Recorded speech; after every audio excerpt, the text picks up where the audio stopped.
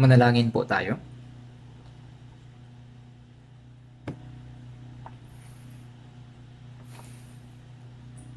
Aming banal at maawaing Amang Diyos na nagmamahal sa amin, kami ay lumakad sa kasalanan at lumayo sa Diyos. At kami ay dapat tumanggap ng puot ng Diyos at paghatol dahil kami ay naging kaaway ng Diyos dahil sa aming masamang pamumuhay. Ngunit ang Panginoong Yesus ay tumanggap ng sumpa at paghatol sa halip na kami dahil sa kanyang dakilang pag-ibig na nagbigay ng awa sa amin. At hinugasan niya ang aming kasalanan ng walang hanggan sa pamamagitan ng mahalagang dugo na ibinuhos. At nagbigay siya ng maluwalhating pag-asa na makapasok sa walang hanggang kaharian ng Diyos sa pamamagitan ng pagliligtas sa amin ng walang sariling pagsisikap. Ibinabalik namin ang pasasalamat, papuri at kaluwalhatian sa Amang Diyos dahil sa kanyang dakilang biyaya. Nagpapasalamat kami sa pagkakataong ito dahil kami na mga naligtas sa pamamagitan ng mahalagang dugo ni Jesus ay nagkakatipon sa harapan ng Panginoon at pinupuri ang dakilang biyaya at pag-ibig ng Panginoon at natututo ng salita at nagkakaroon ng fellowship. Naniniwala kami na kasama namin ang Panginoon sa mga oras na ito. Pakiusap, ingatan po ninyo ang bawat isa sa amin at hawakan kami sa pamamagitan ng maawaing kamay ng Diyos. Pakiusap, itatag po ninyo kami na bago at ganap sa pamamagitan ng masaganang biyaya at katotohanang salita ng Panginoon. Sa mga iglesia sa aming bansa at sa marami pang iglesia sa mundo, samahan niyo po kami at magbigay ng sapat na biyaya sa mga kapatid na nagpapanatili ng pananampalataya at nangangaral ng Ebanghelyo sa may hirap na sitwasyon. Pakiusap, bigyan po ninyo ng sapat na biyaya at lakas ang mga may sakit at mga may hina upang walang sino man ang matisod. Naniniwala kami na may banal na kalooban ng Diyos na gustong maisakatuparan sa pamamagitan namin na sa kanyang pagdiligtas sa amin sa katapusan ng panahon. Pakiusap, hawakan niyo po kami ng makapangyarihang kamay ng Panginoon at gamitin kami ng mahalaga ayon sa kalooban ng Diyos. Pakiusap, bigyan niyo po kami ng karunungan na maunawaan ang salita ng Diyos at bigyan din kami ng lakas at tapang na mamuhay ayon sa kalooban at kaluwalhatian ng Diyos. Panginoon na nagbibigay ng kinakailangang salita ayon sa panahon at nagtuturo ng paraan na dapat naming gawin. Ipaalam niyo po sa amin ang banal na salita na gustong ihayag sa amin ng Panginoon at kung ano ang kalooban ng Diyos. Kami nawa ay maitatag na bago at mas malakas sa pamamagitan ng salita ng Panginoon. Maging kagalakan at kaluwalhatian kami sa Amang Diyos sa pamamagitan ng hindi paglimot sa salita ng Diyos at sa pamamagitan ng pag-iingat nito sa aming mga puso at buhay. Ito po ay aming idinadalangin sa pangalan ng aming Panginoong Yesus. Amen. Buksan po natin ang Biblia sa Hebreo chapter 13.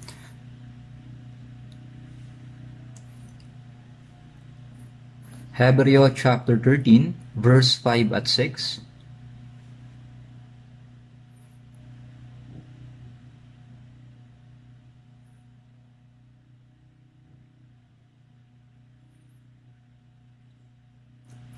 Hebreo chapter 13, versikulo 5 at 6.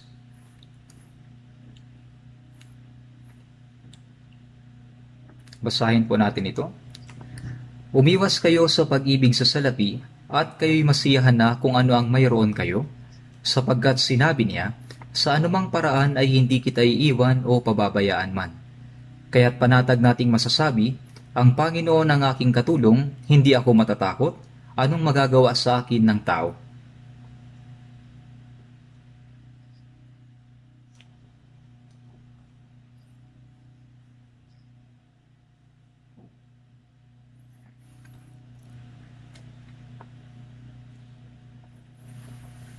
Hanggang dito, pinag-aaralan po natin ang salitang ito, Efeso chapter 5 verse 18. Mapuno kayo ng Espiritu.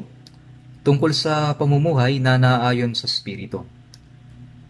Upang magawa ang kalooban ng Diyos at ibalik ang kaluwalhatian sa Amang Diyos, ito ay maaaring mangyari hindi ayon sa ating kalooban at sariling pagsisikap, kundi sa kapangyarihan ng Espiritu.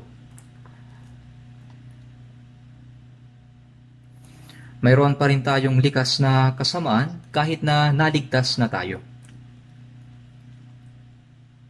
Ang ating lumang likas ay gustong mamuhay. Gustong mamuhay ayon sa walang kabuluhang mga bagay ng mundong ito.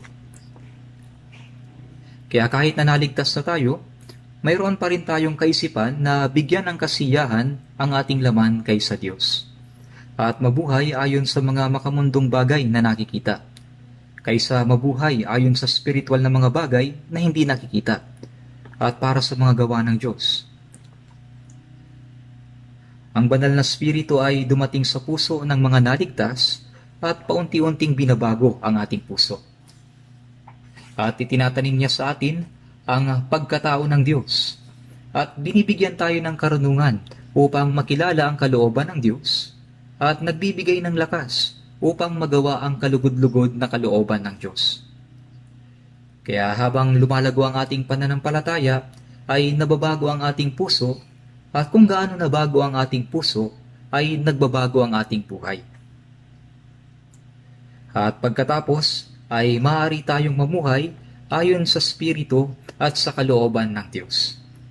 Kaya kapag napupuspos tayo ng Espiritu, maaari tayong mamuhay ng lubos ayon sa Espiritu.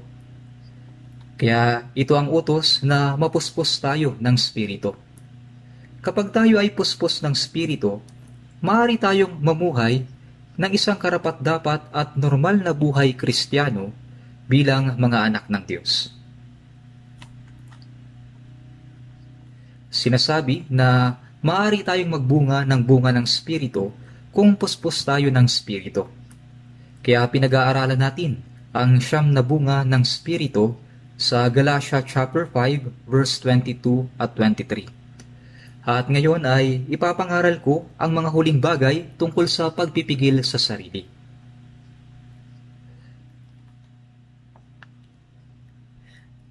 Sa tingin ko, kung magbubunga tayo ng mga huling bunga na pagpipigil sa sarili, ang lahat ng ibang bunga ng Espiritu ay matutupad din sa atin.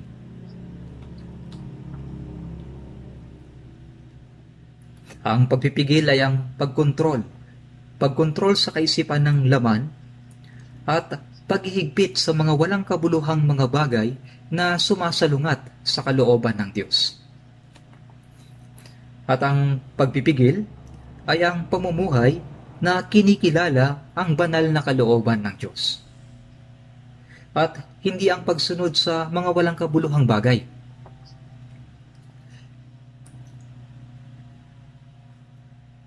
Kaya sa unang Korinto, chapter 9, verse 25, ang bawat nakikipaglaban sa mga palaro ay nagpipigil sa sarili sa lahat ng mga bagay. Nagpipigil sa sarili sa lahat ng mga bagay. Ang pagpipigil sa sarili ay napakahalaga sa ating Kristiyanong pamumuhay.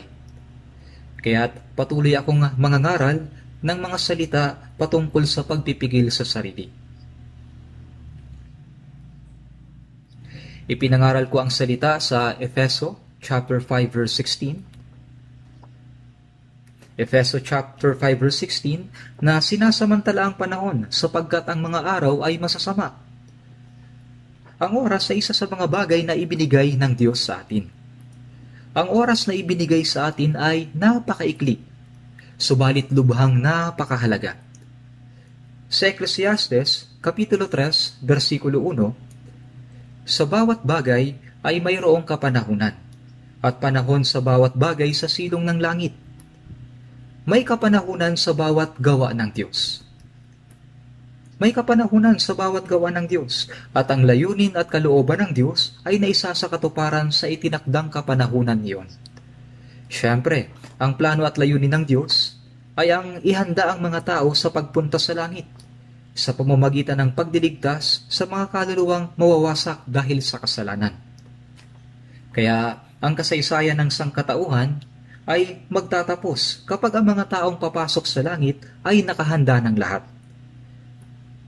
Tayo ay naligtas sa kapanahonang itinakda ng Diyos ayon sa kanyang kalooban. Nasabi ko sa inyo na ang natitirang panahon na mayroon tayo pagkatapos ng kaligtasan ay para lamang sa pagsasagawa ng kalooban ng Diyos. Ang panahong natitira ay para maisagawa natin yung kalooban ng Diyos, na sinasamantala ang panahon. Ang panahon ay katumbas ng buhay, sapagkat ang paglipas ng panahon ay katumbas ng pag-iksi ng buhay. Ang panahon na ibinibigay sa atin ay 70 o 80 taon. Kaya sa mga awit 90 verse 10, ang mga taon ng aming buhay ay 70 taon, o kung malakas kami ay 80 taon. Ang mga taong nabubuhay ng mas mahaba ay talagang malulusog na tao.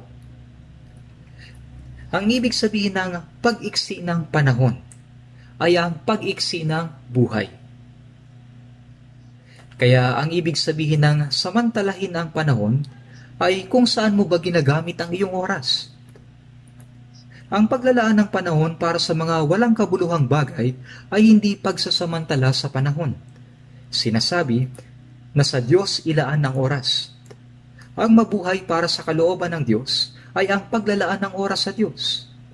Para dito, kailangan nating ipamuhay ang maikling buhay na ibinigay sa atin ng Diyos para sa kanyang mabuting kalooban, na sinasamantala ang panahon sa pamamagitan ng paggawa ng mga bagay na kasiyasiya sa Diyos, hindi para sa sariling pagnanasa ng ating laman o mga nasisirang bagay ng sanlibutan.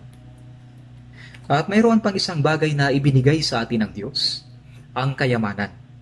Napakahalaga ng panahon na ibinigay sa atin. At habang tayo ay nabubuhay sa sanlibutan, mayaman man tayo o mahirap, ay binigyan tayong lahat ng Diyos ng kayamanan. Lubhang napakahalaga kung para sa ano ba natin ginagamit ang mga kayamanang ito. Tulad ng naibahagi ko sa nakaraang sermon, nasabi ko na ang paraan ng paggamit ng isang tao sa kanyang kayamanan ay direktang may kaugnayan sa layunin niya sa buhay. Paano ba natin dapat gamitin ang mga kayamanang ito? Ito ang pagpipigil sa sarili patungkol sa kayamanan. Ito ay ang pagpipigil sa sarili, na gugulin ang kayamanan para maisagawa ang mga gawain ng Diyos na maluwalhati at walang hanggan. Para sa banal na kalooban ng Diyos. Hindi para sa mga bagay na pansamantala lumilipas at naglalaho. Ang pagpipigil sa sarili ay lubhang napaka-importante. Gayunpaman, hindi natin masyadong pinag-iisipan ang mga gayong bagay, at ang panahon ay umaagos papalayo sa walang kabuluhan. Dagdag pa rito, ang kayamanan din, minsan ay nagagamit natin ayon sa ating sariling pagnanasa. At ito ay isang napakalaking kamalian. Ganyan ang buhay ng mga makamundong tao na nabubuhay ayon sa kanilang sariling kalooban. Walang layunin at pag-asa. Ang mabuhay ayon sa sariling kalooban ay kasalanan.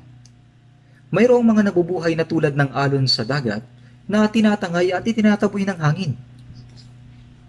Sinasabi ng Biblia na nabubuhay sila sa kanilang buhay na tinutupad ang mga pagnanasa ng laman ayon sa lakad ng sanlibutan ito, ayon sa pinuno ng kapangyarihan ng ipapawid, na ang katapusan ay ang pagkawasak. Subalit iniligtas tayo ng Diyos sa gayong kaparusahan.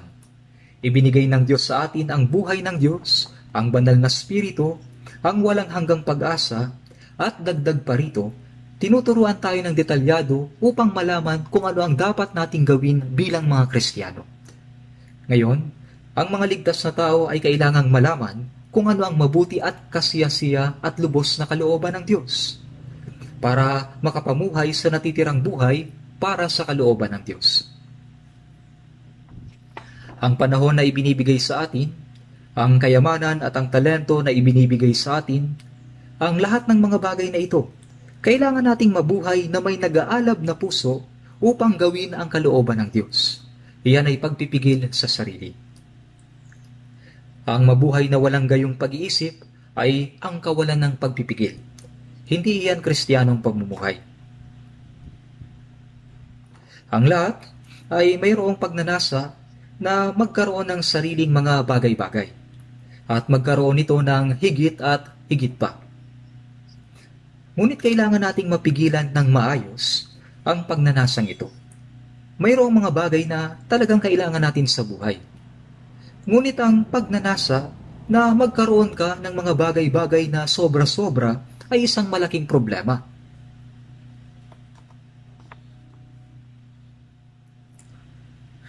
Sa unang Timoteo, Kapitulo 6, versikulo 7 at 8, sapagkat wala tayong dinalang anuman sa sanlibutan at wala rin naman tayong mailalabas na anuman. Ngunit kung tayo ay may pagkain at damit, masiyahan na tayo sa mga ito.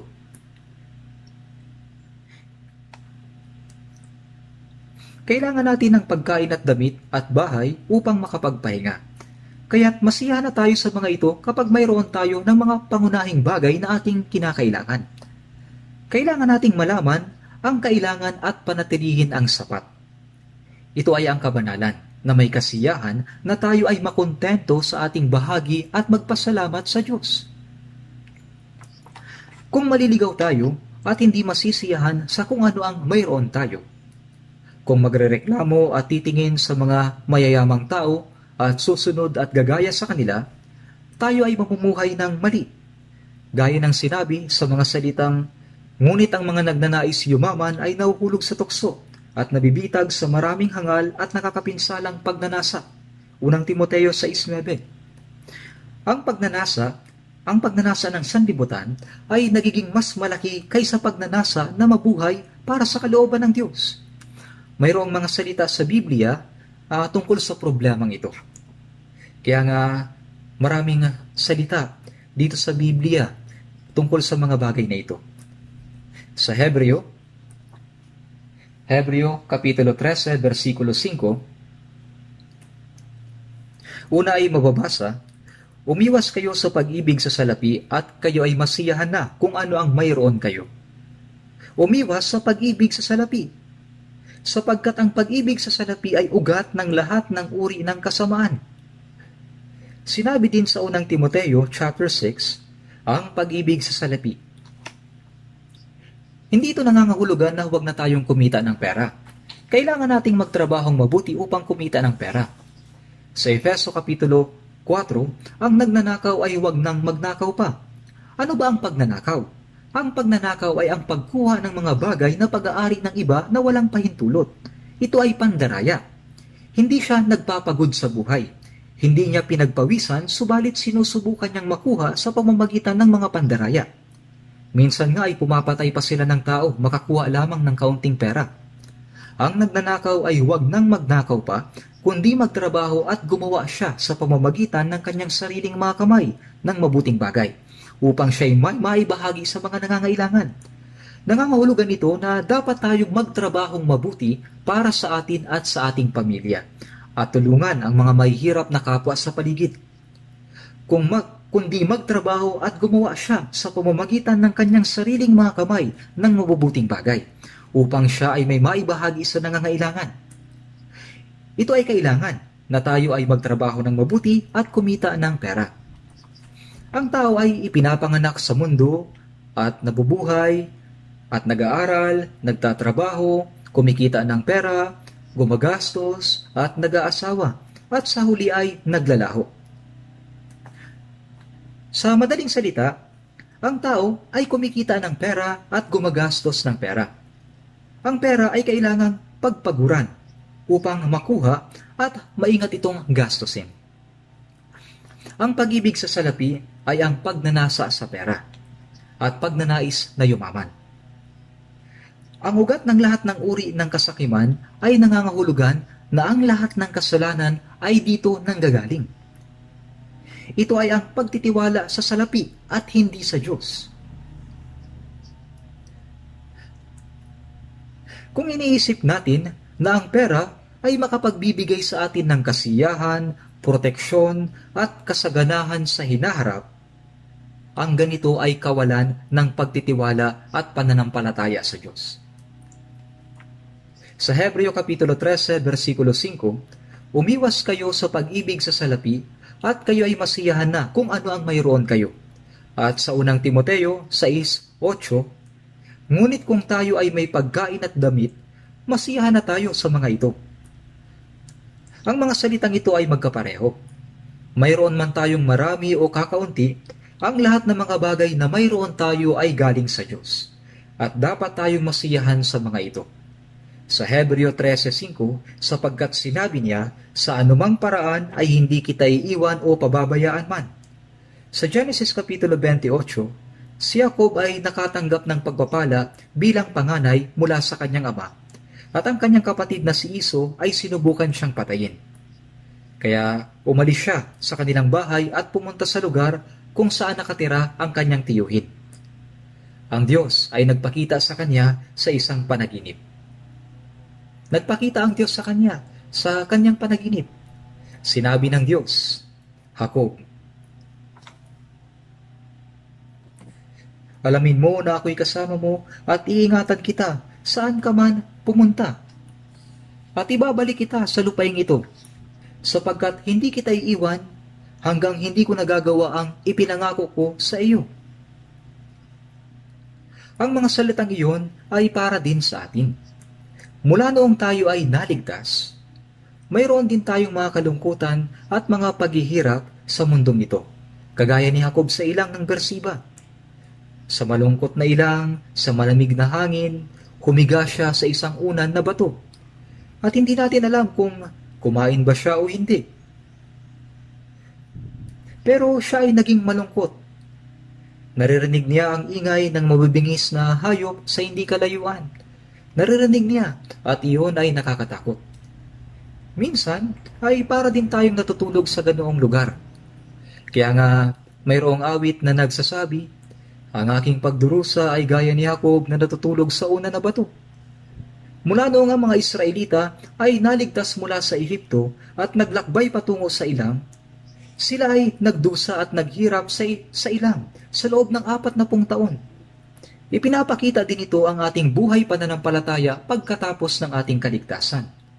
Subalit ang Diyos ay palaging naririyan. Pagkatapos na maligtas, hanggang sa makapasok sa kaharian ng Diyos, gaya ng sinabi ni Apostol Pablo sa 2 Timoteo Kapitulo 4, versikulo 18, ako'y ililigtas ng Panginoon sa bawat masasamang gawa at ako'y kanyang iingatan para sa kanyang kaharian sa langit.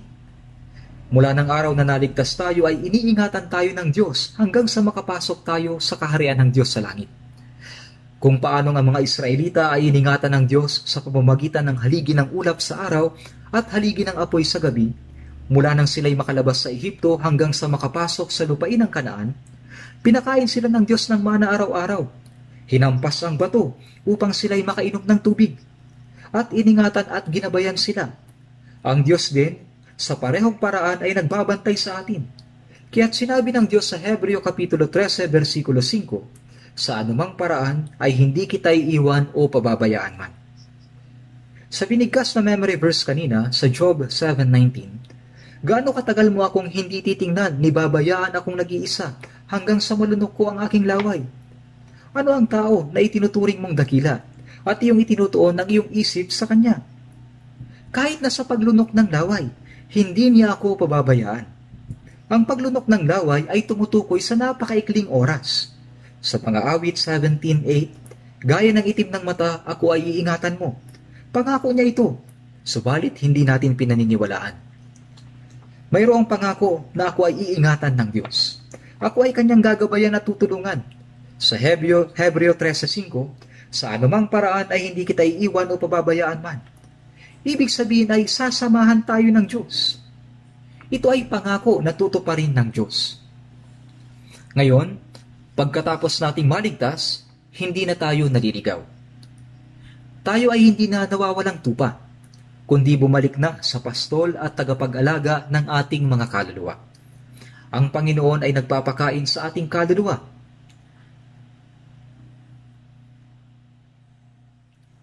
Pinapakain ng Panginoon ang ating kaluluwa at iniingatan din niya ang ating katawan. Tinutulungan ng Diyos ang ating katawan at kaluluwa. Sa Mateo 6:31, kaya huwag kayong mabalisa na magsasabing, ano ang aming kakainin, o ano ang aming iinumin, o ano ang aming isusuot, sapagkat hinahanap ng mga hintil ang lahat ng mga bagay na ito, at batid ng inyong Ama sa langit na kailangan ninyo ang lahat ng mga bagay na ito.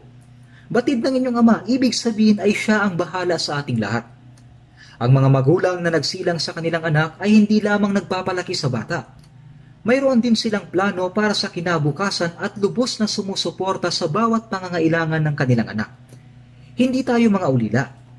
Ang mga batang ulila ay nag-aalala tungkol sa kung ano ang kanilang kakainin, kung saan sila matutulog, at kung paano sila mabubuhay. Subalit ang mayroong magulang ay hindi nababalisa, sapagkat ang magulang nila ang bahala sa lahat. Kaya bakit sila mag-aalala? Oo, dapat lamang silang manatili sa kanilang pamilya. Dati, mayroon akong napanood sa isang balita. May isang anak na nag-aaral sa school, napakayaman ng kanyang pamilya. Subalit ang bata ay biglang nawala at naglaho. Hinanap siya ng kanyang mga magulang, nagtanong-tanong sila, at sa wakas ay natagpuan siya. Alam niyo ba kung ano ang kanyang ginagawa nung siya ay makita? Natagpuan siyang nagtatrabaho sa isang gas station. Maitim na ang kanyang mukha at nagkakarga ng gasolina. Mayaman ang kanyang pamilya.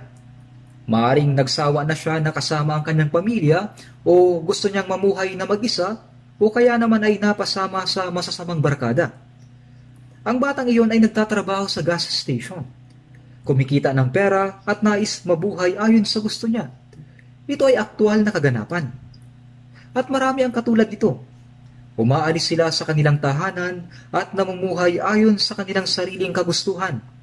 Ayaw nila ng pangangalaga at tulong ng magulang. Hindi ba't minsan ay ganyan din tayong mga Kristiyano? Mayroong Diyos na sumasa atin, na nagpapakain sa ating kaluluwa, nag-iingat at nagbabantay sa ating katawan. Sa Mateo 10:30, at maging ang mga buhok sa inyong ulo ay bilang na lahat. Hindi ko nga kayang bilangin ang mga buhok sa aking pilikmata. Subalit, bilang ng Diyos ang mga buhok sa aking ulo. Ang Panginoon na nakakaalam ng lahat ng aking kalagayan, ang siya kong pinagkakatiwalaan at pag-asa, tiyak na alam kong iingatan mo ako palagi. Magaling tayong umawit, subalit hindi tayo naniniwala na siguradong iingatan tayo ng Diyos. Ito ay pangako ng Diyos. Sa anumang paraan ay hindi kita iiwan o pababayaan man. Ang Diyos ay palaging tumutupad sa kanyang pangako. Ang problema ay hindi natin pinaniniwalaan ang kanyang pangako. Kaya bilang resulta, tumatakas tayo sa pananampalataya at namumuhay sa gitna ng mga pagkabalisa at sariling pamamaraan. Sa unang Timoteo 6:10, sapagkat ang pag-ibig sa salapi ay ugat ng lahat ng uri ng kasamaan, na ang ilang nagnasa rito ay napalayo sa pananampalataya at tinusok ang kanilang sarili ng maraming kalungkutan. Sinasaktan mo ang sarili mo. Kaya sa Hebreo 13:6, kaya panatag nating masasabi ang Panginoon ang aking katulong. Mayroon akong isang karanasan na napagtanto ko talaga ang mga salitang ito, na para bang naintindihan ko ang Ebanghelyo. At pagkatapos noon, hindi ko na alam kung gaano karaming beses na labis na nakatulong sa akin ang mga salitang ito. Ang Panginoon ang aking katulong. Siya ang aking sponsor. Ang sponsor ay ang makakatulong sa iyo. Siya ay nagpapalakas. Kung mayroon tayong malakas na sponsor, ay siguradong makakatulong siya sa atin. Noong hindi pa ako kasal, noong ako ay nasa Gyeonggi-do, mag-isa akong humayo at nangaral sa loob ng 4 na taon. At nakapagpatayo ako ng church building gamit ang luwad na laryo sa Dongdocheon, isang maliit na iglesia. Nagpatayo kami ng isang maliit na gusali at pumupunta kami doon tuwing umaga upang manalangin. Ang mga tao ay nagtitipon doon upang mag-aral ng Biblia. At sa tapat ng gusali ay mayroong isang bahay ng isang kapatid. Habang nangangaral ako doon, isang grupo ang lumapit sa akin. Ito ay isa ring evangelistic organization na nangangaral ng Ebanghelyo. Gayunpaman ay hindi sila aktibong nangangaral ng Ebanghelyo.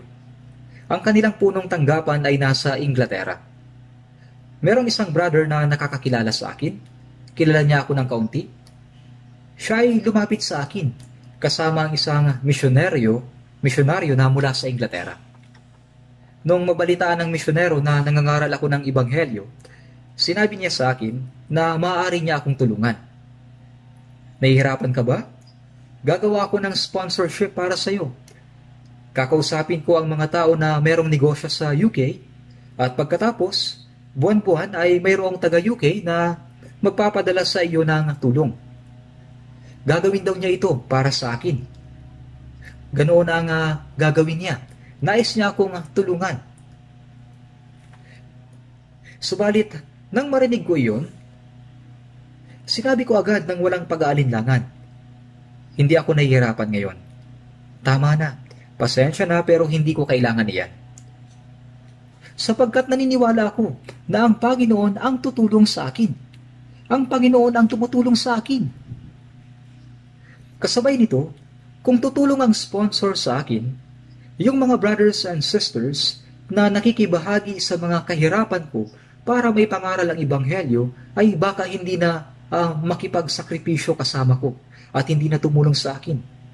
Dahil sa mayroon ng mas mayaman na tao na makakatulong sa akin, baka hindi na sila makibahagi. Pumasok sa isip ko na kailanman ay hindi dapat iyon mangyari. At isang bagay pa, ako ngayon ay sinasanay bilang isang lingkod ng Diyos at ako ay kasalukuyang tinuturuan kung paano mamuhay na umaasa lamang sa Panginoon sa oras ng kahirapan. Kung tatanggap ako ng tulong ng tao sa halip na tulong ng Diyos, hindi ko matatanggap ang pagsasanay na aking kailangan. Pumasok ito sa isip ko, kaya't nasabi ko ng walang pag-aalinlangan, hindi ko kailangan iyan. Mayroon akong buhay na masagana. Nangyari talaga ito. Ang Diyos ang aking katulong. Ang aking sponsor. Ang aking katulong ay nasa kaitaasan. Pagkatapos ay hiniling ko sa isang brother na bumili ng 3 bowl ng noodles at ako, yung brother at yung misyonero na mula sa Inglaterra ay magkakasama kaming kumain ng tanghalian. Wala akong kotse nung panahong iyon. Wala akong sasakyan. Kaya bumili ako ng train ticket para sa misyonero, sabay-sabing paalam doon sa Dungdochon Station. Gaano yun kabuti sa pakiramdam ko? Gaya ng pakiramdam ng tagumpay kapag nakapasa ka sa isang pagsusulit. Kinalaunan, narinig ko na nakaramdam daw ng lungkot yung misyonero kasi kahit na lumapit siya at tutulungan ako, subalit sa simpleng salita ay tumanggi ako sa kanyang alok. Subalit, kung tinanggap ko ang kanyang tulong, ay siguradong magkakaproblema ako. Bakit? Kasi wala na akong choice, kundi ang mapabilang sa kanilang grupo. Alam ko na sila ay mga nangangaral ng Ebanghelyo at sila ay mga ipinanganak na muli. Hindi ko nasasabihin kung anong church. Ang kanilang punong tanggapan ay nasa Inglaterra. Subalit sa aking pananaw ay hindi sila aktibo sa pangangaral ng Ebanghelyo. Sa anumang paraan, ang Diyos ang aking katulong. Siya ang aking sponsor. Kaya hindi ako matatakot. Sa Hebreo 13:6, hindi ako matatakot ni mababalisa. Ang Diyos ang nag-iingat sa akin. Anong magagawa sa akin ng tao?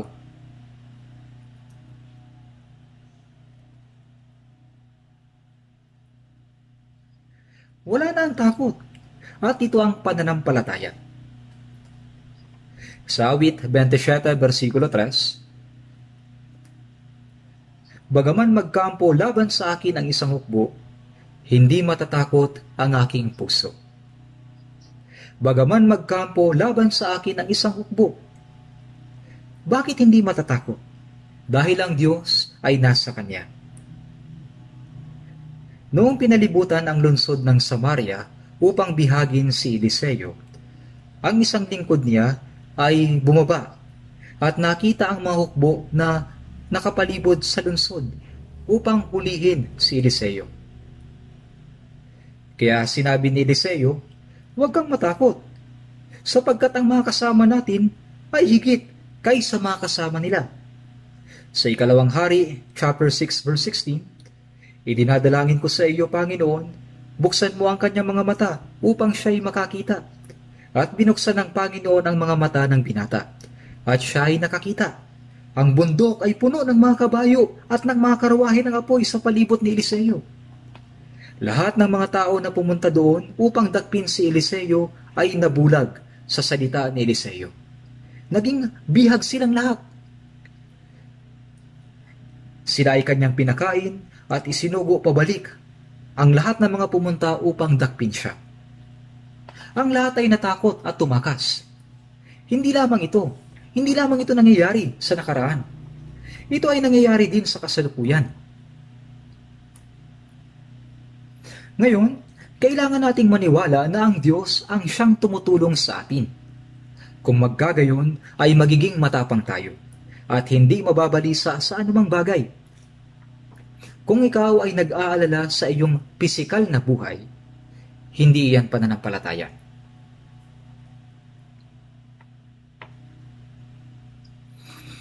Ginagamit mo ang iyong sariling lakas upang mamuhay sa sarili mong paraan. Ang pamumuhay ayon sa sariling pag-iisip ay kasalanan ng hindi pagsampalataya.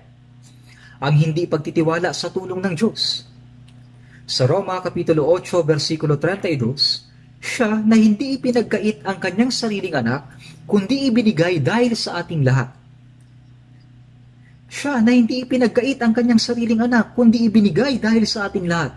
Bakit naman hindi ibibigay sa atin ng walang bayad ang lahat ng mga bagay?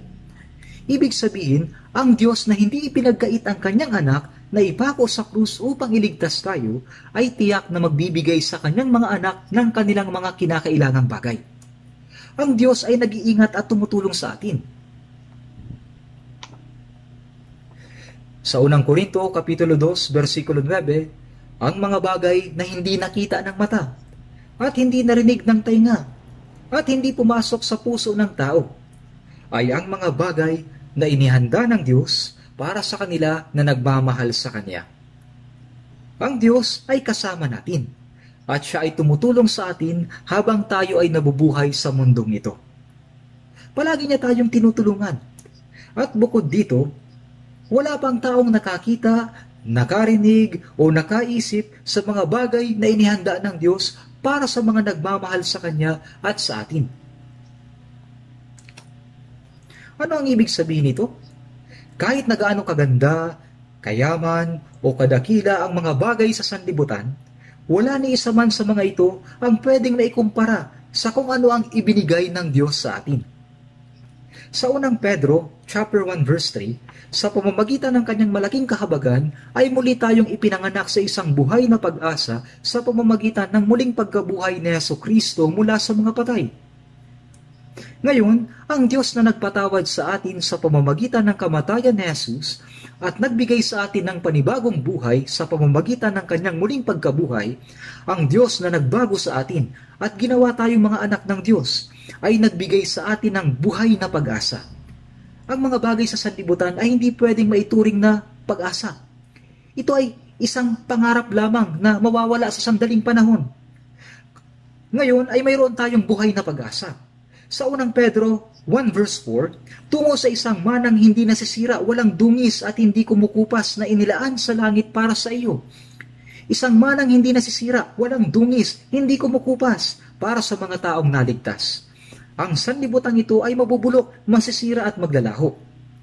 Subalit ang pamana ng Diyos na nakatago sa langit ay hindi kailanman mawawala. Ibibigay ito sa atin ng Diyos bilang pamana. At hindi ito pwedeng ikumpara sa kahit na anong bagay sa sanlibutan.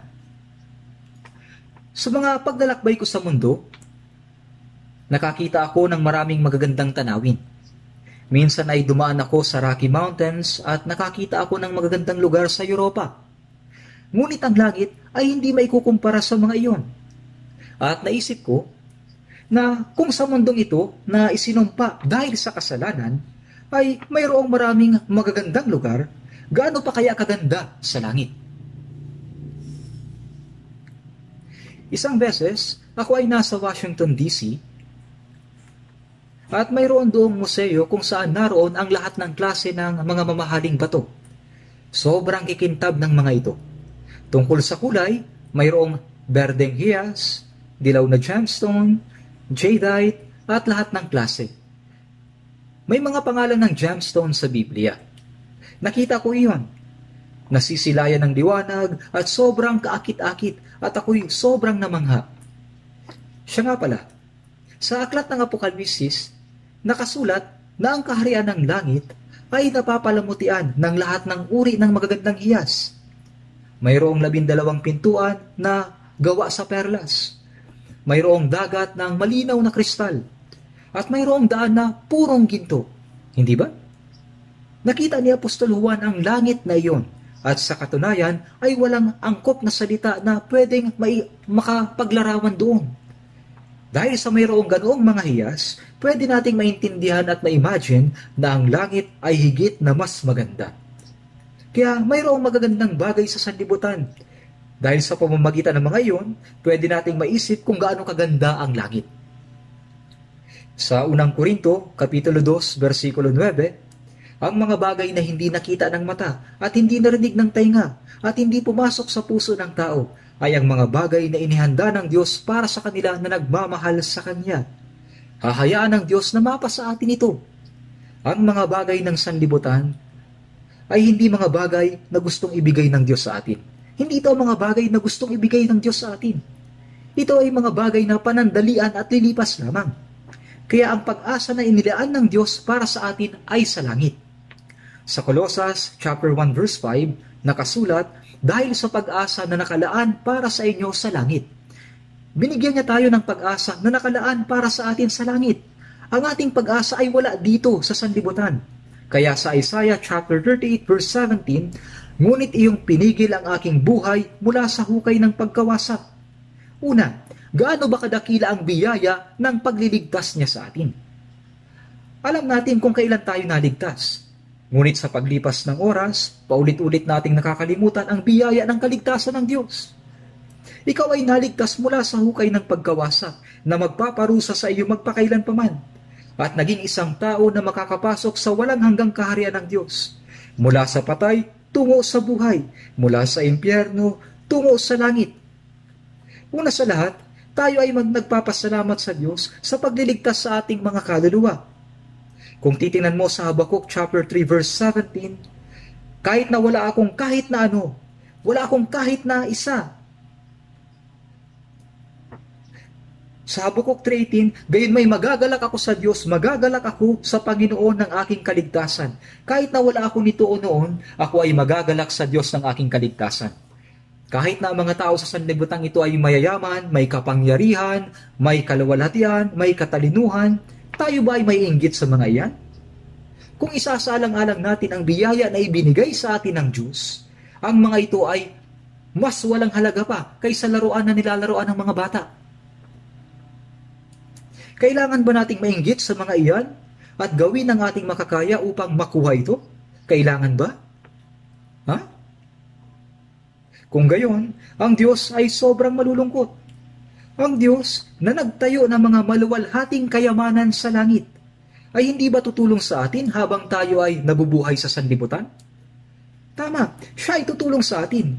Subalit, may nagsasabi, bakit hindi niya ako tinutulungan? Bakit hindi kanya tinutulungan?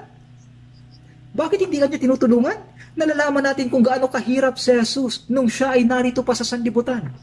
Ang Diyos na maluwalhati at tagapaglikha ay ipinaglihi sa katawan ng isang berhen.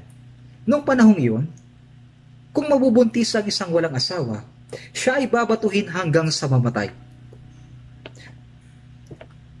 Si Jose na kanyang mapapangasawa ay naniniwala na ang sanggol ay mula sa banal na spirito sapagkat ipinaalam ito sa kanya ng Diyos. Subalit maniniwala ba ang iba? Nang siya ay ipinanganak sa isang sabsaban sa Bethlehem na nangangamoy dumi ng hayop. Siya ay lumaki bilang isang anak ng mahirap na karpentero sa loob ng 30 taon. Sa loob ng 3.5 taon, siya ay walang matulugan ng maayos. Siya ay natutulog sa labas habang basa at nilalamig ang kanyang katawan sa Getsemani.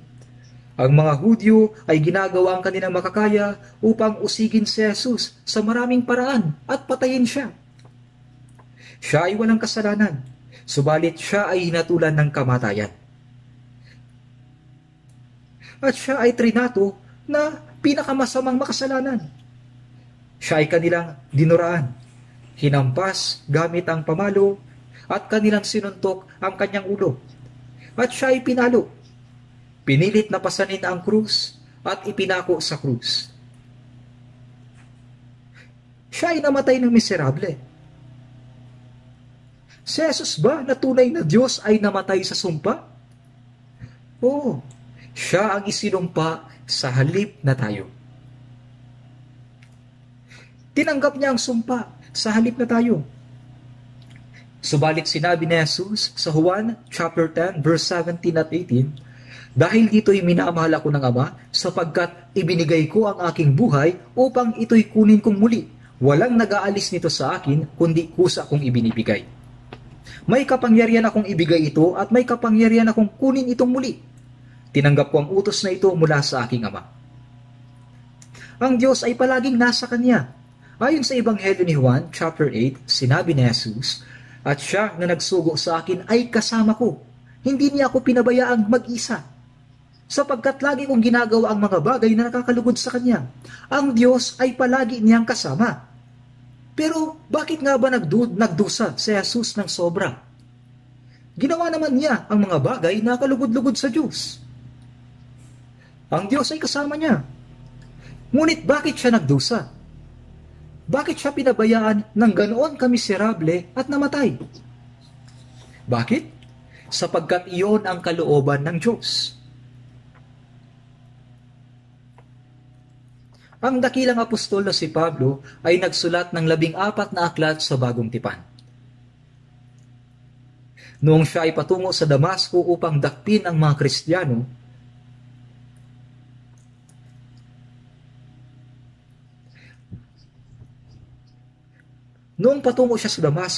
natagpuan siya ni Jesus. Siya ay nagpatira pa at naging dakilang apostol sa pananampalataya sa Panginoon.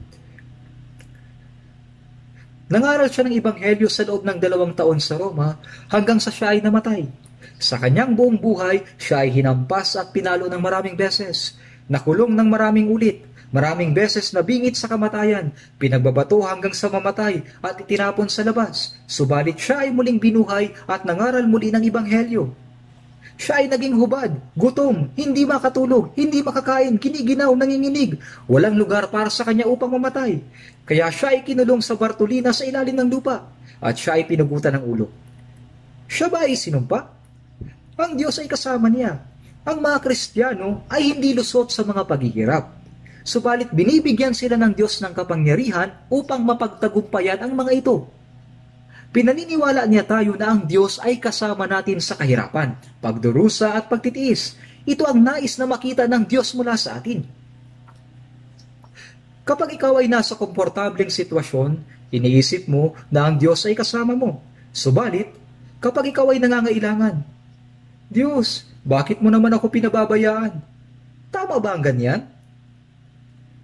Sinabi ni Apostol Pablo, marunong akong magpakababa at marunong din akong magpakasagana. Sa bawat bagay at sa lahat ng bagay ay natutuhan ko ang lihim sa kabusugan, at maging sa kagutuman, at maging sa kasaganahan, at maging sa kasalatan. Ibig sabihin ay natutunan niyang magtiwala sa Diyos kahit nasa kahirapan, at natutunan niya ang sikreto na maging kontento kasama ang Panginoon sa gitna ng kasaganahan. Mula sa mga araw nang tayo ay maligtas hanggang sa pumunta tayo sa Panginoon, sa anumang paraan, sinabi niya, ay hindi kita iiwan o pababayaan. Kailangan po natin itong paniwalaan. Kung paniniwalaan mo ito, mawawala ang pag-aalala. Ayon sa mga Kawikaan, chapter 23, verse 4 at 5, huwag magpakapagod sa pagpapayaman. Maging matalino ka na ang sarili ay mapigilan.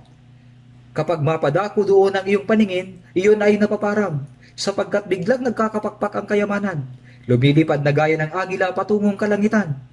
Huwag magpakapagod sa pagpapayaman. Maging matalino na ang sarili mapigilan. Ibig sabihin nito ay pigilan mo ang iyong sarili na mamuhay ayon sa iyong sariling kaalaman at mga pakana.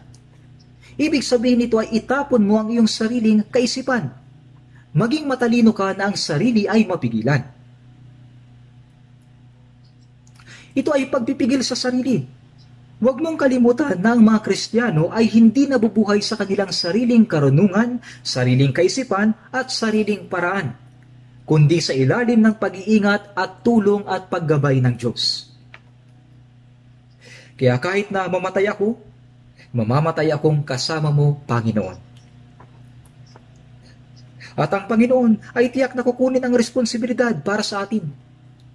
Sa Nahum Kapitulo 1, versikulo 7, at nakikilala niya ang mga nanganganlong sa Kanya. Kung sasabihin mo, kahit na mamatay ako, mamamatay ako kasama ng Panginoon, ang Panginoon ang magiging responsable para sa iyo.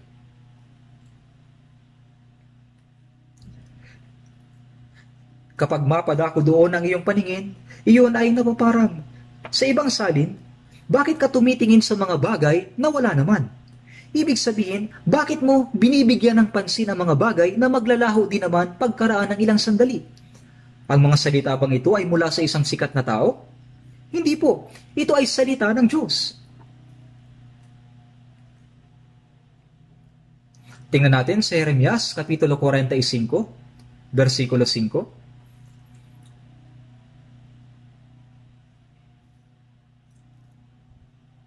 Jeremias, Kapitulo 45, versikulo 5. Jeremias, Kapitulo 45, versikulo 5. At ikaw, naghahanap ka pa ba ng mga dakilang bagay para sa iyong sarili? Huwag mo nang hanapin ang mga iyon, sapagkat narito, ako'y magdadala ng kasamaan sa lahat ng laman, sabi ng Panginoon. At ikaw, naghahanap ka ba ng mga dakilang bagay para sa iyong sarili?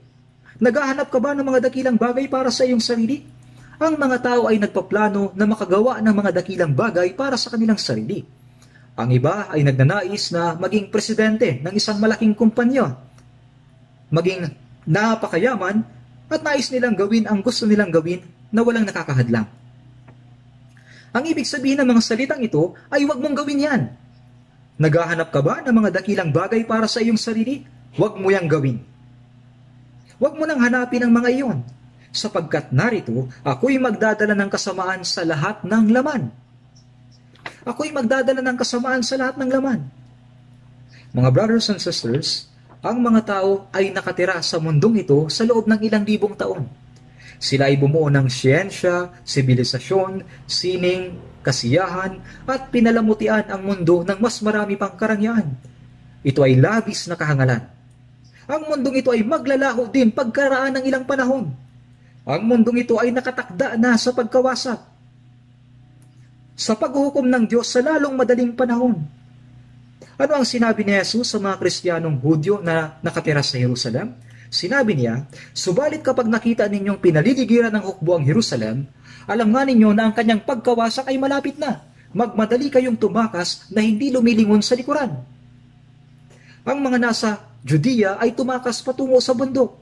Ang nasa bubungan ay huwag nang bumaba upang kunin ang mga bagay sa loob ng bahay.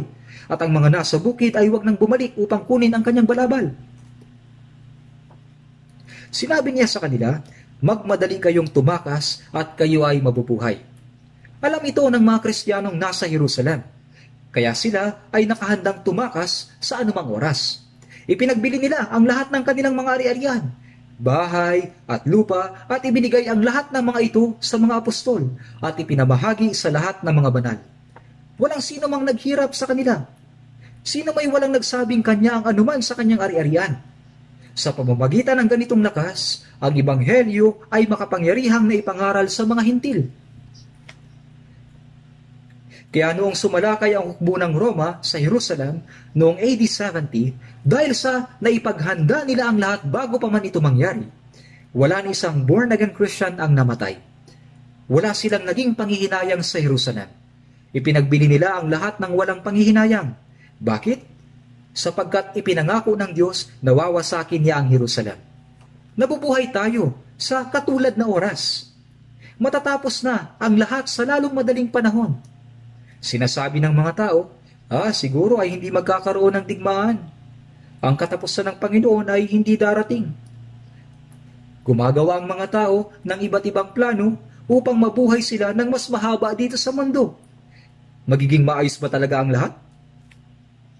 Kailangan tayong maging handa sa pagdating ng Panginoon na walang panghihinayang. Hindi ito nangangahulugan na huwag ka nang gumawa ng kahit na ano. Kailangan pa rin nating magtrabahong mabuti hanggang sa pagdating ng Panginoon. Subalit ang ating pag-asa at layunin ay naiiba. Kung ikaw ay gagawa ayon sa iyong sariling kagustuhan, pupunta sa simbahan, mananalangin, aawit ng himno, magdodonate ng pera, at pagkatapos ay uuwi at mamumuhay ayon sa iyong sariling kagustuhan, ganyan ba ang buhay pananampalataya? Ganyan din ang ginagawa ng mga Buddhist, ng mga Muslim, at ng ibang tao na naniniwala sa mga pamahiin ng relihiyon. Ang ating buhay pananampalataya ay pamumuhay sa pamamagitan ng pananampalataya sa Diyos. Pagkatapos nating maligtas, kailangan nating mamuhay sa pananampalataya. Naligtas tayo sa pamamagitan ng pananampalataya at mabubuhay tayo sa pananampalataya. At kahit mamatay tayo ay sa pamamagitan ng pananampalataya.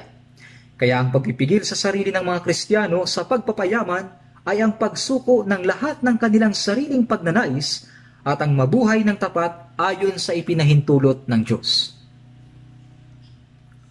Kung hindi mo pamumunuan ang buhay sa pagpipigil sa sarili tungkol sa kayamanan, hindi ka mabubuhay ng maayos sa buhay ng Kristiyano. Ibig sabihin nito, kailangan mong magkaroon ng mahigpit na pagpipigil sa iyong kayamanan. Kailangan mong kumita ng husto at mabuhay para sa kalooban at plano ng Diyos. Hindi dapat tayo pumasok sa tukso dahil sa pagnanasa natin sa kayamanan. Sa unang Timoteo 6:10 na ang ilang nagnasa rito ay napalayo sa pananampalataya at tinusok ang kanilang sarili ng maraming kalungkutan.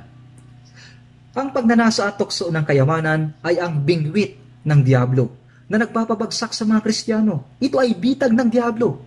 Kung mahuhulog ka sa ganoong bitag, ang mga ligtas ay hindi na mapapahamak. Subalit ang iyong buhay pananampalataya ay babagsak. May mga Kristiyano na nabubuhay ayon sa kanilang nais at bahagya lamang na naipapakita ang kanilang mukha sa harapan ng Diyos. Kaya kapag nananalangin sila na para bang iniibig nila ang Diyos. Anong ganda ng liriko ng mga awit habang sila ay kumakanta. I love you more than before. All the desires of the past for the world have long since disappeared. Subalit sasabihin ng Diyos, tumigil ka. Kailan ba naglaho ang iyong pagnanasa? Ang iyong pagnanasa ay abot hanggang leeg. Subalit sinasabi mo na naglaho na ang iyong pagnanasa noon pa?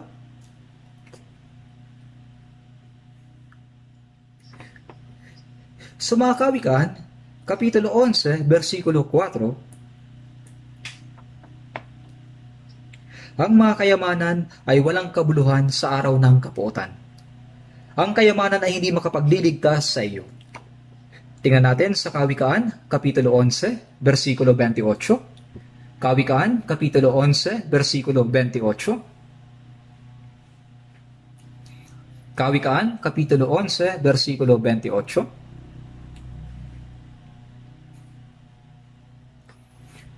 Kapitulo 11, versikulo 28, basahin po natin ang sabay-sabay. Siyang nagtitiwala sa kanyang mga kayamanan ay mabubuwal, ngunit ang matuwid ay mamumukadkad na parang dahong luntian. Siyang nagtitiwala sa kanyang mga kayamanan ay mabubuwal. Ang nagtitiwala sa kanilang kayamanan ay hindi nagtitiwala sa Diyos, kundi sa kanilang kayamanan. Iniisip nila na sila ay tiwasay at maayos kapag marami silang pera. Hindi sila nagtitiwala sa Diyos. Iniisip nila na ang kayamanan ang mag-iingat at makapagpapaligaya sa kanila.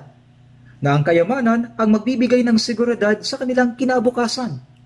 At magagawa nila ang kahit na ano sa pamamagitan nito. Kaya hindi nila kailangan ng Diyos. Siyang nagtitiwala sa kanyang mga kayamanan ay mabubuwal. Ngunit ang matuwid ay mamumukadkad na parang dahong luntian. Sila na nabubuhay ayon sa kalooban ng Diyos ay ang mga matuwid. Sinabi ng Diyos na kapag ang mga Kristiyano ay namumuhay ayon sa kalooban ng Diyos, nakikita sila ng Diyos bilang matuwid. Ito ay binanggit sa panahon ni Noe. Maraming mga tao noon ang sumalungat at nahulog, subalit si Noe ay matuwid na tao sa kanyang panahon. Si Noe ay nakatagpo ng biyaya sa paningin ng Diyos. Siya ay lumakad kasama ng Diyos. Siya ay tumanggap ng biyaya. Lumakad kasama ng Diyos at namuhay ayon sa kalooban ng Diyos. Ang matuwid ay mamumukadkad na parang dahong luntian. Ang gayong tao ay magbubunga sa kanyang kapanahunan gaya ng luntiang daon para sa kaluwalhatian ng Diyos. Siya ay pinagpala sa kanyang Kristiyanong pamumuhay.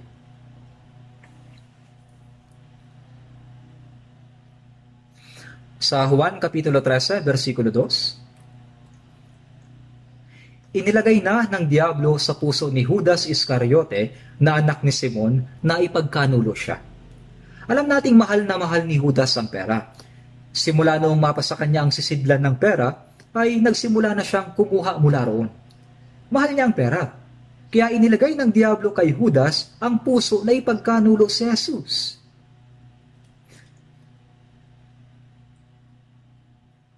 Sa Juan Kapitulo 13, versikulo 27, pagkatapos na matanggap ang kapirasong tinapay, si Satanas ay pumasok sa kanya. Mahilig si Judas sa pera, at iniibig ni Judas ang pera. Kaya inilagay ng Diablo ang pag-iisip na ipagkanulo si Jesus sa puso niya, at pagkatapos ay pumasok si Satanas sa kanya. Alam ni Jesus ang lahat tungkol dito. Sa loob ng 3.5 taon, si Judas ay sumunod kay Jesus. Nakinig siya sa kanyang mga salita at nakakita siya ng mga himala. Ngunit hindi niya tinawag si Jesus na Panginoon at hindi siya sumampalataya sa kanya. Kaya ipinagkanulo niya si Jesus sa halaga ng 30 pirasong pilak. Subalit kahit isang pirasong pilak ay hindi niya napanginabbangan at nagbigti siya sa kanyang sarili. Pagkatapos nito, siya ay itinapon sa impyerno. Si Jesus lang ba ang ipinagbili niya? Ipinagbili niya ang kanyang spirito. Kaya dapat nating malaman na pwede din tayong matukso kagaya niya, kahit na ang mga ligtas.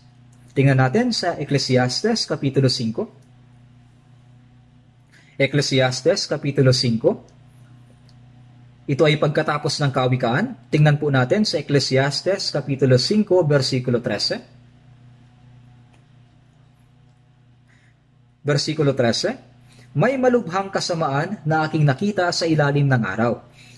Ang mga yaman ay iniingatan ng may-ari niyon sa ikapapahamak niya. Dito, may malubhang kasamaan na aking nakita sa ilalim ng araw. Ang mga yaman ay iniingatan ng may-ari niyon sa ikapapahamak niya. Kung patuloy mong iingatan ang kayamanan, ito ang papatay sa iyo nang hindi mo namamalayan. Iniingatan ng may-ari niyon sa ikapapahamak niya, huwag mong hawakan ang kayamanan. Kung mayroon kang kayamanan, gamitin mo ito ng maayos. Walang hangganan ang kasakiman ng mayaman. Ang mayaman ay naghahangad ng marami at mas marami pa. Kahit na meron na silang maraming pera. Minsan nga ay lumalabag sila sa batas para sa pera. Hindi naman nila kayang gastusin ang lahat bago sila mamatay. Mayroon silang maraming kayamanan, malaking bahay na malapalasyo, pinakabagong modelo ng kotse. Ano naman ang mangyayari pagkatapos nilang mamatay? Ito ay mapapasa kanilang mga anak. Ang mga anak ay maaaring mag-away-away para makakuha ng mas marami pang mana at sila ay maglalaban-laban sa isa't isa. Ito ay kahangalan.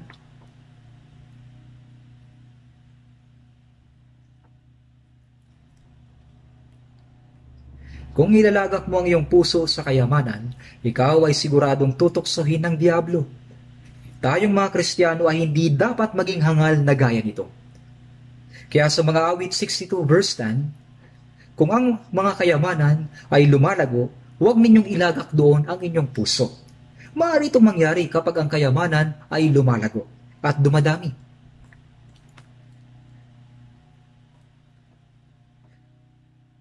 Nakakita ako ng isang taong nagbibenta ng mga gulay at prutas sa kanyang sasakyan. Mayroong taong nagtanong sa kanya, "Sir, palagay ko po ay hindi maayos ang lagay ng iyong negosyo dahil konti ang mga tao dahil sa COVID-19, di ba?" At sinabi niya, "Hindi ko naman talaga kailangang gawin ito. Okay lang kasi ang halaga ng aking apartment ay tumaas at naging mas mahal na ngayon. Bumili siya dati ng apartment. At doble na ang presyo nito ngayon. Kaya kahit na hindi siya magtinda ay mayaman siya ngayon. May mga tao na gaya nito. Ang kayamanan ng taong ito ay lumalago kahit na wala siyang gawin para dito. Samantalang mayroon din namang mga tao na laging mayroong pinansyal na kahirapan kahit na sila ay nagtatrabahong maigi at isinusugal pa ang kanilang buhay. Kung ang mga kayamanan ay lumalago, huwag mong ilagak doon ang iyong puso. Ibig sabihin ay huwag mong ibigay ang puso mo dito. Walang dahilan upang magsaya kayo dahil sa kayamanan. Ano naman kung tumaas ang presyo nito? Ibebenta mo ba ang isa at bibili ka ng bago? Hindi ka naman makakalipat dahil mas mahal ang buwis sa panahon ngayon. Pasensya na po, ang mga Kristiyano ay dapat magising. Hindi dapat ibigay ng mga Kristiyano ang kanilang puso sa mga kayamanan. Kailangang makontrol ito. May nagbigay ng napakaganda at mamahaling sapatos sa isang tao. Kaya sa halip na isuot ay pinapasan niya ito sa ibabaw ng kanyang ulo. Halata namang dapat isuot ang sapatos kasi nga ito ay sapatos. Ang sapatos ay para sa paa. Hindi ito maaaring pasanin sa ulo. Ang mga kayamanan ay ang dapat mong kontrolin. Hindi mo dapat ibigay ang iyong puso dito. Kailangang makontrol ito. Tingnan ulit natin sa mga awit, Kapitulo 52. Mga awit 52, versikulo 7. Mga awit 52, versikulo 7.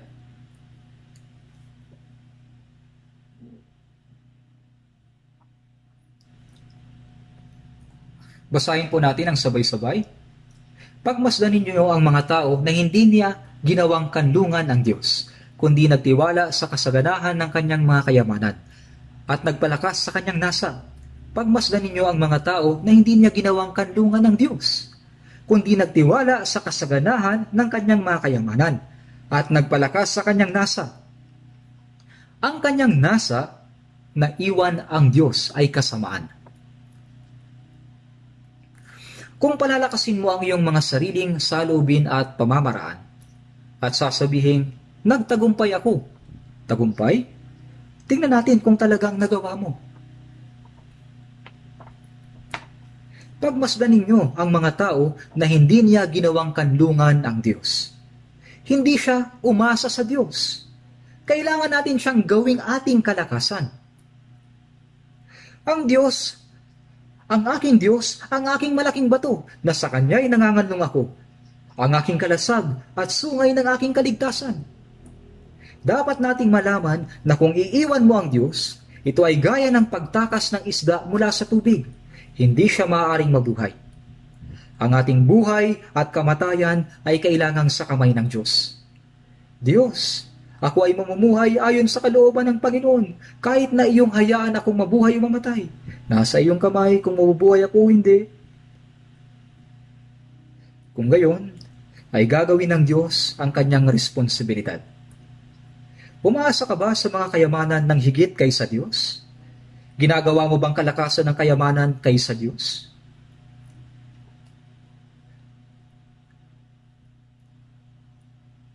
Kung ginagawa mong kalakasan ng kayamanan at umaasa ka sa mga ito ay pamumuhay na walang takot sa Diyos. Ganyan ang anyo ng hindi mananampalataya, na walang takot sa Diyos sa kanyang buhay. Hindi po ba?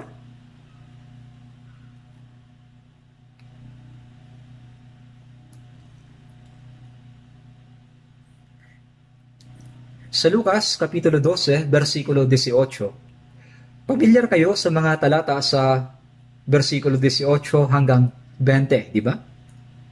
Kaluluwa, mayroon ka ng maraming pag-aari na nakaimbak para sa maraming taon. Magpahinga ka, kumain ka, uminom ka, magsaya ka, subalit sinabi sa kanya ng Diyos, hangal. Ibig sabihin, ikaw na hangal. Sa gabing ito ay kukunin ang iyong kaluluwa, at kanino kaya mapupunta ang mga bagay na inihanda mo? Gayon ang nagtitipon ng kayamanan para sa kanyang sarili, subalit hindi mayaman sa Diyos. Nagtipon siya ng kayamanan, at nagsabi, kaluluwa. Pero ang kaluluwa ay hindi masisiyahan sa mga kayamanan. Kahit na marami siyang kayamanan, pwede siyang mamatay dahil sa isang maliit na insekto na paikot-ikot sa ibabaw ng kanyang ulo. Sinasabi ng Biblia na napipisang gaya ng damo-damo. Gaya ng gamo-gamo.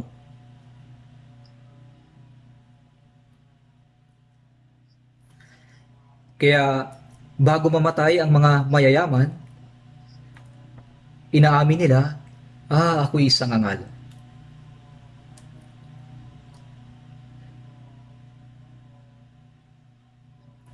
Namuhay akong gaya ng isang angal.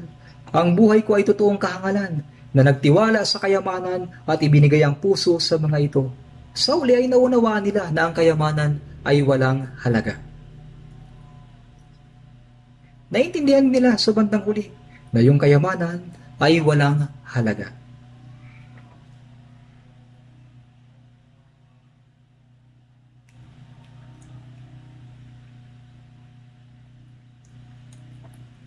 Gusto kong sabihin na ang mga ligtas na Kristiyano, kahit na naligtas na, ay pwedeng maging hangal na gaya nito. Sinabi ni Apostol Pablo, tayo ay tulad sa mga dukha, gayon may pinayayaman ang marami. Gaya ng walang pag-aari, gayon may mayroon ng lahat ng bagay. Tulad sa mga dukha, gayon may pinayayaman ang marami. Iniligtas natin ang kaluluwa ng mga tao at ginagabayan sila upang masiyahan sa Diyos. Tayo ay tulad sa mga walang pag-aari. Ang Diyos ang lahat-lahat sa atin. Gayon may mayroon ng lahat ng bagay. Ito ang dahilan kung bakit ang mga Kristiyano ay hindi nauunawaan ng sanlibutan. Ngunit nasa likod natin ang Diyos. At dahil nasa atin ang tagapag-ingat, hindi tayo nababalisa sa kahit na anumang bagay. At ngayon, ang isa pang bagay na kailangan nating malaman ay pinagkatiwala lamang sa atin ng Diyos ang lahat ng pag-aari na mayroon tayo sa loob ng maikling panahon. Sa unang Korinto Kapitulo 10, versikulo 26, sapagkat ang lupa ay sa Panginoon at ang lahat ng naririto. Sinabi na ang lupa ay sa Panginoon at ang lahat ng naririto. Sa Ecclesiastes Kapitulo 5, versikulo 15, kung paanong siya'y lumabas sa sinapupunan ng kanyang ina, gayon siya muling aalis. Hubad siyang dumating, wala siyang anumang madadala mula sa kanyang pagpapagod na kanyang madadala sa kanyang mga kamay. Life is the road of the pilgrim. Life is nakedness. It comes empty-handed and goes empty-handed.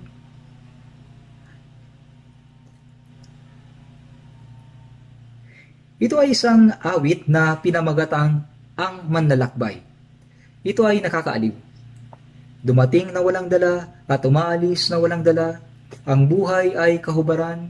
Dumating tayong hubad at aalis tayong hubad. Sa unang Timoteo 6:7, sapagkat wala tayong dinalang anuman sa sanlibutan at wala rin naman tayong mailalabas na anuman. Ganito naman talaga, di ba? Ikaw ay dumating ditong hubad at walang dala. Kaya't bakit mayroong labis-labis na kasakiman?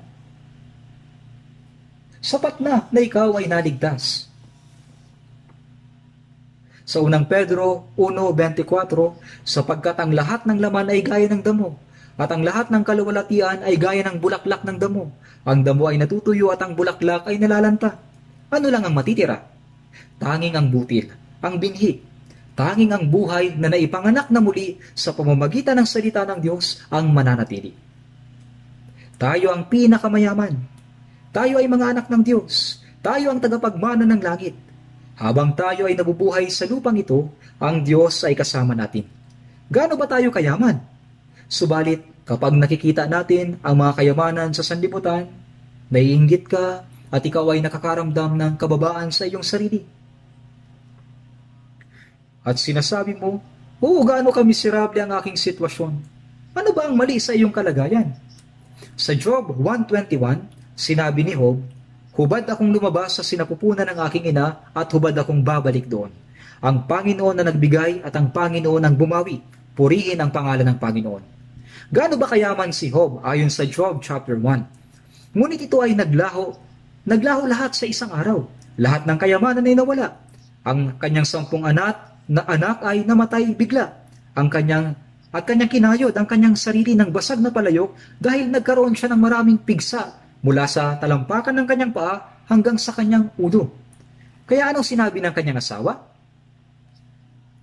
Mananatili ka pa ba sa iyong katapatan? Sumpain mo ang Diyos at mamatay ka na. Siya ay nagsabi ng masasakit na salita kay Job at sinabi niya sa kanya na sumpain ng Diyos at mamatay. Pero ano ang sinabi ni Job? Hubad akong lumabas sa sinapupunan ng aking ina. Ang Panginoon na nagbigay at ang Panginoon ang bumawi. Ako ay dumating sa mundong ito at nabuhay sa mga bagay na ibinigay ng Diyos sa akin. Binawi lamang ng Diyos ang mga bagay na ibinigay niya. Ang Panginoon na nagbigay at ang Panginoon ang bumawi. Purihin ang pangalan ng Panginoon. Sa lahat ng ito ay hindi nagkasala si Job, ni pinaratangan man ng kasamaan ang Diyos. Gaya ng sinasabi sa Santiago chapter 5, pagkatapos makapasa si Job sa lahat ng mga pagsubok, ibinigay ng Diyos sa kanya ng doble ang lahat ng kanyang mga pag-aari. Habang nabubuhay tayo sa mundong ito, tiyak na ibibigay ng Panginoon ang sapat sa ating mga kinakailangan. Subalit sa tingin ko, ang ikalawang biyaya na ibinibigay ng Panginoon kay Job ay ang anino ng mga walang hanggang biyaya sa langit. Sa unang Samuel chapter 2 verse 7, ang Panginoon ay nagpapadukha at nagpapayaman. Siya ang nagpapababa at siya rin ang nagpaparangal. Minsan ginagawa tayo ng Diyos na dukha at ginagawa tayong mayaman. Pinakain ng Diyos ang mga Israelita ng mana sa ilang at ginutom din sila. Inuhaw sila ng Diyos at binigyan sila ng tubig sa pamamagitan ng paghampas doon sa bato.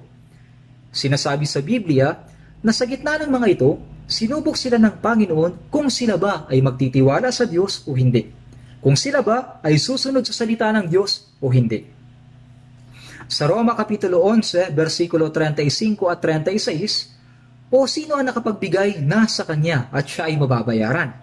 Sapagkat mula sa kanya at sa pamamagitan niya at para sa kanya ang lahat ng mga bagay. Sumakanya nawa ang kalwalatian magpakailanman. Amen.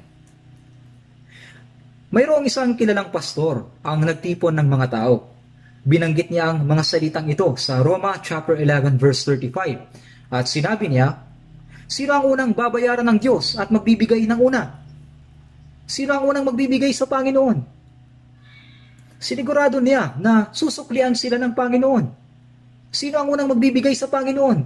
Kaya sinabi ng isang elder, magbibigay ako sa Diyos ng 6 million pesos. At may isa pang nagsabi, magbibigay ako sa Diyos ng 8 million pesos. Pagkatapos ay sinabi ng ibang mga tao na magbibigay din sila sa kanya. Noong sinabi ng Panginoon na babayaran ang nagbigay, ganito ba talaga ang kahulugan ng Bible verse na ito? Mayroon talagang napakaraming paraan upang mandaya ng mga tao. O sino ang nakapagbigay na sa kanya at siya ay mababayaran? Ang ibig sabihin ng salitang ito ay walang sino man ang nagpapahiram sa Diyos. Kasi nga, ang lahat ng bagay ay sa Diyos, sapagkat mula sa Kanya at sa pamamagitan niya at para sa Kanya ang lahat ng mga bagay. Kaya ang ibig sabihin nito, ang lahat ng mga bagay ay pagmamayari ng Panginoon. Kaya sino ang makapagbibigay nito sa Panginoon? Kung ito ay sa akin, maaari ko itong ibigay sa Diyos. Pero wala akong sariling akin. Hindi ito sa akin. Ang lahat ng ito ay sa Panginoon. Itinuturo nila ang Biblia ng pabaliktad. Sa unang Kronika, chapter 29, verse 11, nanalangin si David sa Diyos, sapagkat sa iyo ang lahat ng nasa langit at nasa lupa. At sa 29 verse 16, Panginoon naming Diyos, lahat ng kasaganahang ito, na aming inihanda upang ipagtayo ka ng bahay, ay nagmumula sa iyong kamay, at ang lahat ay sa iyo lamang. Ibinigay ni David ang lahat upang itayo ang templo. Ibinigay niya ang lahat ng mayroon siya. Ang lahat ng mga bagay ay nagmumula sa iyong kamay. Ibinibigay ko lamang ang mga bagay na nagmumula sa iyo. Ang lahat ng mga ito ay pag-aari ng Panginoon. Bago ang ating kaligtasan, ang lahat ay pag-aari ko, sa akin. Ito ay akin, akin ito. Ngunit kapag ikaw ay naligtas, lahat ng pag-aari ay pag-aari na ng Panginoon. Nasaan pa ang pag-aari ko? Sa unang Korinto, Kapitulo 6:19, kayo ay hindi sa inyong sarili, sapagkat kayo binili sa isang halaga. Gaano ba kalaki ang ibinayad ng Panginoon para dito? Alin ba ang sa akin? Ano pala ang dapat kong gawin? Bahay man o kung ano man, kailangan nating ilipat ang pagmamayari sa bagong nakabili. Ngayon, kailangan nating ilipat ang pagmamayari ng lahat ng mayroon tayo sa Panginoon. Kailangan nating sabihin, hindi ito sa akin, ang lahat ng ito ay sa iyo. Amen. Sumakanya nawa ang kaluwalhatian, magpakailanpaman. Kung kayo man ay kumakain o umiinom, para ito sa kaluwalhatian ng Diyos. Kaya nga sinasabi sa Roma, Kapitulo 1, versikulo 6, sa mga ito ay kasama kayo ng mga tinawag kay Kristo Jesus. Kayo rin ay tinawag na banal sa pagtitipon ng mga naligtas. Tinawag upang maging pagmamay-ari ni Jesucristo. Sinasabi sa Apokalipsis 5:9, sapagkat ikaw ay pinatay, at sa pamamagitan ng iyong dugo ay binili mo para sa Diyos ang mga tao mula sa bawat lipi, wika, bayan at bansa. Opo, si Jesus ay pinatay at kanyang binili tayo para sa Diyos sa pamamagitan ng kanyang dugo mula sa bawat lipi, wika, bayan at bansa. Tayo ang mga tao na binili ng dugo ng Panginoon at inihandog sa Diyos. Kung ganun, ano pa ang sa akin?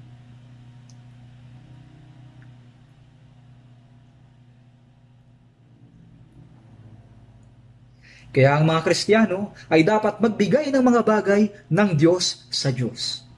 Kung hindi natin nalalaman kung sino ang nagmamay-ari, pwedeng isipin, ang sa iyo ay akin at ang akin ay akin.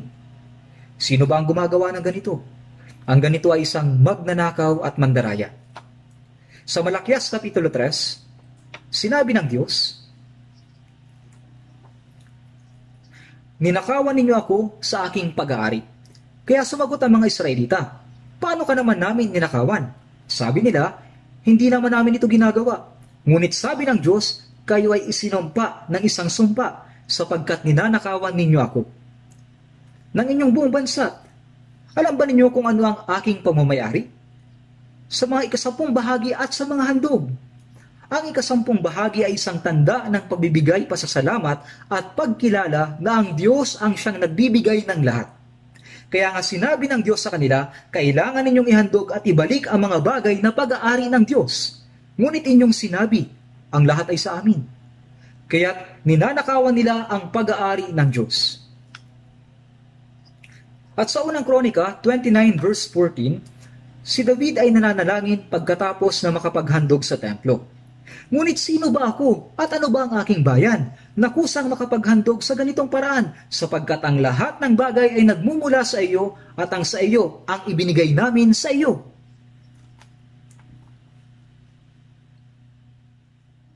Paano kami makapaghahandog sa iyo? Ang lahat ay nagmumula sa iyo, Panginoon. Sapagkat ang lahat ng bagay ay nagmumula sa iyo, ang sa iyo ang aming ibinibigay sa iyo. Dakila siya, hindi po ba? Ibinibigay ba natin ang sa atin? Ngayong umaga ay nakatanggap ako ng isang mensahe, isang diakono mula sa US ang nagpadala sa akin ng mensahe. Siya ay bumati at nagsabi, ang aking anak ay naghandog ng maliit na halaga ng pera para sa world missions. Ito ay darating sa madaling panahon. Narinig ko ito kaninang umaga. Kaya sinagot ko siya, opo, ito ay mahalagang gagamitin para sa pagdiligtas ng mga naliligaw na kaluluwa para sa world mission. Gaano ba kaganda ang pagbibigay ng mga bagay sa Diyos na mula sa Diyos? Yung mga bagay na mula sa Diyos ay maibigay sa Diyos. Sumagot din ako sa kanya, Idinadalagin ko na ang biyaya at tulong ng Diyos ay sumaiyo. Dapat po nating ibigay ang mga bagay na mula sa Diyos sa Diyos. Minsan ay naghahandog tayo ng kakaunting bagay, ngunit kinukuha ang lahat ng natitira at nagpapanggap na naghahandog ng maraming bagay. Pwede ba nating sabihin na inihahandog ko ang akin? Inihahandog lamang natin sa Panginoon ang mga bagay na nagmumula sa Kanya. Maaaring sabihin ng Diyos, ginamit mo ba ang aking mga bagay para sa aking kalooban o para sa iyong kalooban?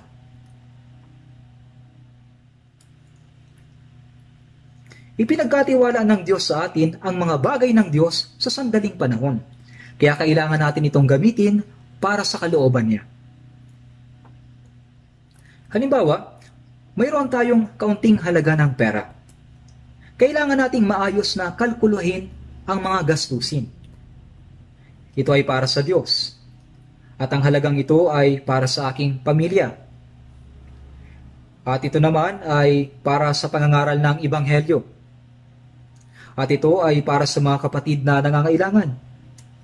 Kailangan nating gumawa ng maayos na budget plan. Ang babaeng manugang ay bumili ng isang malaking isda at hinati niya ito sa 4 na bahagi.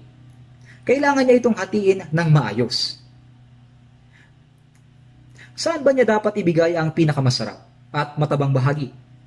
Sa kanyang biyanang lalaki. At pagkatapos ay sa biyanang babae. At pagkatapos ay sa kanyang asawang lalaki naman. Sa asawang lalaki niya ibibigay ang bahagi na ulo. At sa kanyang sarili ang natira. Kailangan niya itong hatiin ng maayos. Kung kanyang kakainin ang pinakamainam na bahagi at ibibigay sa kanyang biyanan ang hindi masarap na bahagi, ito ay maaaring magdulot ng isang malaking problema. Alam na alam po natin ito. Kaya kailangan natin itong hatiin ng maayos sa harapan ng Diyos. Siyempre, mayroong mga parte na maaari nating gamitin para sa ating sarili. Ngunit kailangan nating magtira ng mga mahalagang bagay para sa gawain ng Ebanghelyo at pagkatapos ay para sa mga kapatid. Sa katunayan, sinasabi ng Biblia, ngunit hanapin muna ninyo ang kanyang kaharian at ang kanyang katuwiran. Ano ba ang pinakaunang prioridad? Kailangan nating gamitin ang mga mahalagang bagay na mayroon tayo upang hanapin ang kaharian at katuwiran ng Diyos. Ang pangangaral ng Ebanghelyo at pagsunod sa kanyang kalooban at maaari tayong mamuhay gamit ang mga natitirang bagay. At para sa ating sarili, kailangan nating bawasan ito. Kaya, kung kaya ang Diyos ang siyang nangangasiwa ng lahat ukol sa ating buhay, tayo ay dapat na maniwala. Ngunit minsan, hindi tayo naniniwala dito kahit na ang Panginoon mismo ang nagsalita nito. Kahit na iyong sinasabi, naniniwala ako na ang Diyos ang nagligtas sa akin, kahit na sabihin mong naniniwala ka na kung ang Panginoon ay darating ngayon, kanyang babaguhin ang iyong katawan tungo sa isang maluwalhati gaya ni Jesus at kukunin ka, ngunit bakit mo ayaw maniwala na ang Panginoon ay kasama natin sa ating buhay sa kasalukuyan? Hindi mo ba kayang paniwalaan ito?